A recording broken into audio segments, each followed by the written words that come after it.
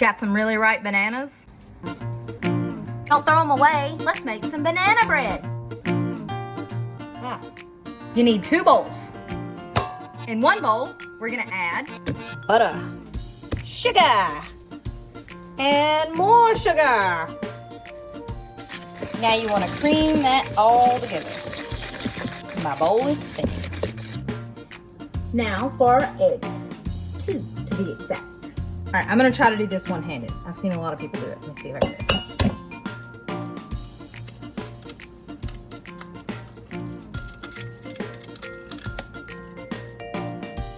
Yeah, that didn't work so well. Any tips on how to successfully crack an egg with one hand? I'm all ears. We'll do it my way. 2 hands. Perfection. And we mix. Okay, so it says to mash your bananas first before you do all this, but I don't think I'm gonna need to mash these. They seem like they're pretty mashed in their shells already. I guess you'd call that their peel. They're pretty mashed in their peel already. Yeah. I don't think we're gonna need to mash it. A little note about me, I do not like ripe bananas. I like my bananas green. Little crunch, tad bit of sweetness. I don't like my bananas to taste banana-y. So I bet you're wondering, well, if you don't like bananas, why are you making banana bread? Because my husband and my kids eat it. And I love them so much.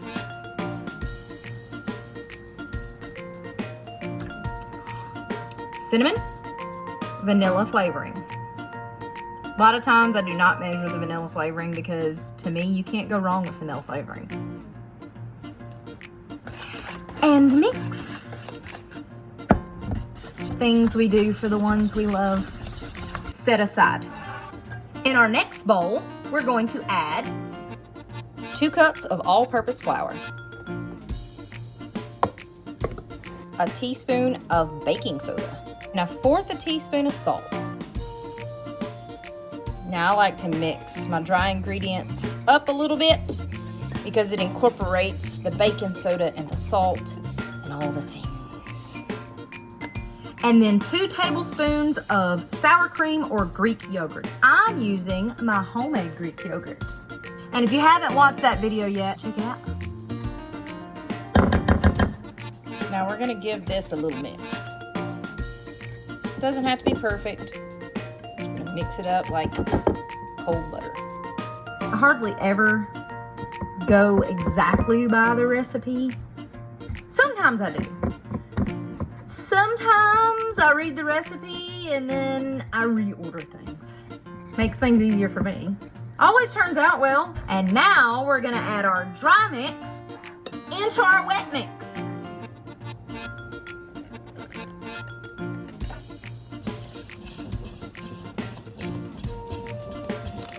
It kind of smells like a cinnamon roll now. Now we're gonna make a brown sugar topping. This is about 2 tablespoons.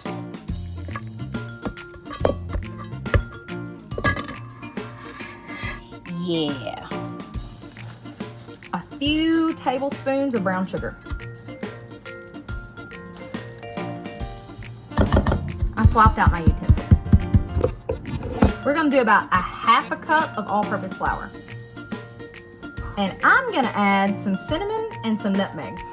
Okay, so I just realized that I don't have any parchment paper because I normally put parchment paper in the bottom of my bread pans to keep it from sticking, and I don't have any. So we're gonna do it the old-fashioned way. So what's the old-fashioned way, you ask? Well, I'm gonna show you. I used to watch my mama do this all the time. You're gonna grease your pan or oil your pan like I'm doing. Really good in the corners with whatever. My mama used to use grease. I'm using coconut oil. We're gonna see if it works because I don't have any grease. Hey, you gotta work with what you got. Then you take a little flour, sprinkle it in your pan.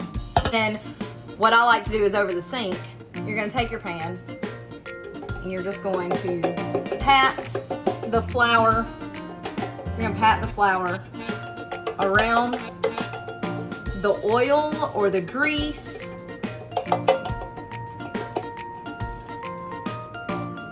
And then you're gonna knock the excess off. We'll see if it works. Now we're gonna divide our batter amongst both pans.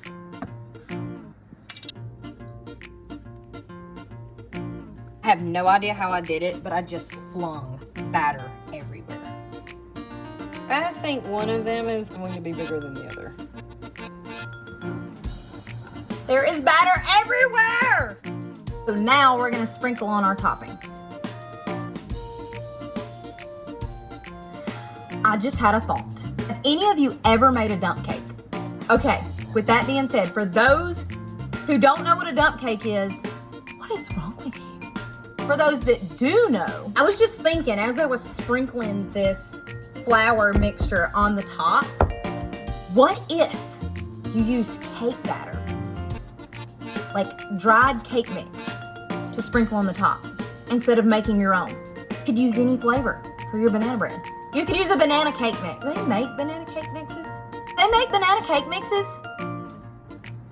I'm adding a little extra cinnamon. Pecans.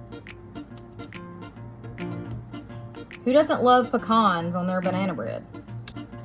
Another good thing about banana bread is it freezes really well. So if you make 2 loaves and you don't want to eat both of them right away, you can eat one and freeze one. Just make sure if you're sharing it, you find out if they have allergies first. You don't want to be, try to do a nice thing and share some banana bread and it has pecans on it and they're allergic to nuts. And now we're in anaphylaxis. You'd be a terrible friend. Now we go into a 350-degree oven for about 30 minutes.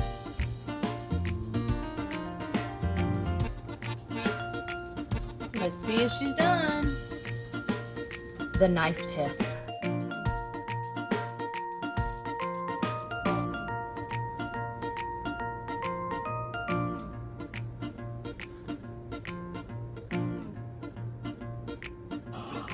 I didn't even think about the fact that this has loose crumble on the top of it. How am I supposed to get it out of this pan? Okay, so fingers crossed that our old school method of non-stick worked.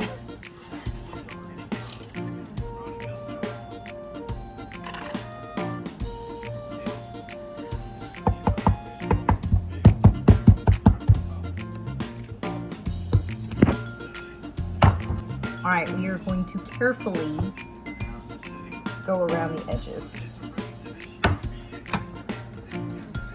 Let's scoop up this topping and put it back on there, and then we're gonna try it again. I'm so crazy. Why didn't I just save this and then just put it on top of it? That was dramatic.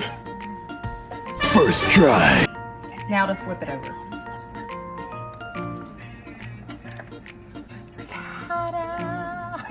Well, there you have it. She's not pretty, but I'm sure she's gonna taste fantastic.